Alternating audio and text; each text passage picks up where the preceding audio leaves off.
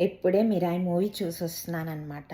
And part 2 రానా దగ్గు what is gonna be the villain అని. లేదు నానమ్మా. Popcorn ready to go with mobile ordering. Can you believe that? తెలుసా నీకు బట్టనా? ఏంది? Oh, చదు hi. For the big. Hi.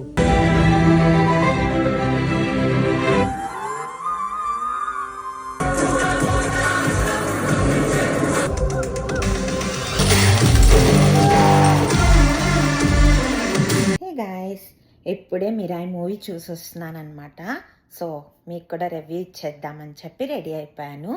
So ఇంతవరకు ఎవరు చూడని వాళ్ళైతే మాత్రం వెళ్ళి గబా చూసేసేయండి. రియల్లీ మస్ట్ వాచ్ మూవీ, చాలా బాగుంది. We should talk about the hero like Teja Sajja, right? Yeah, Teja సజ్జా.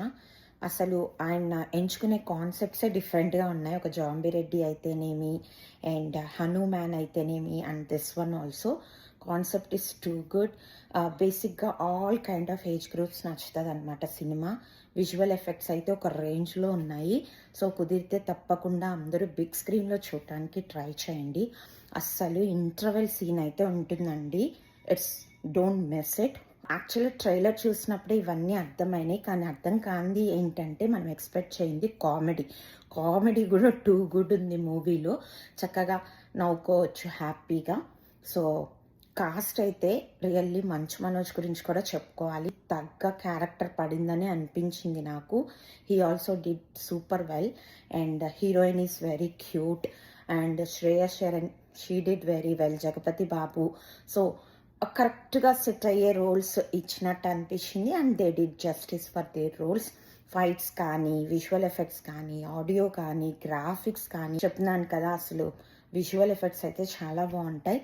ఒకటే థింగ్ ఏంటంటే మూవీలో వైబ్ ఉంది బేబీ, ఆ సాంగ్ అయితే లేదు. అలాగే పార్ట్ 2 కూడా అనౌన్స్ చేసినట్టే చేశారు. అండ్ పార్ట్ 2 రానా దగ్గు what is gonna be the villain అని నాకు అర్థమైంది. And really hats off to that guy Teja Sajja. The way he is selecting the movies is like really good and I wish him all the best. And నాకైతే నచ్చింది. మీరు కూడా వెళ్ళి సరదాగా enjoy చేసేసేయండి. బాయ్.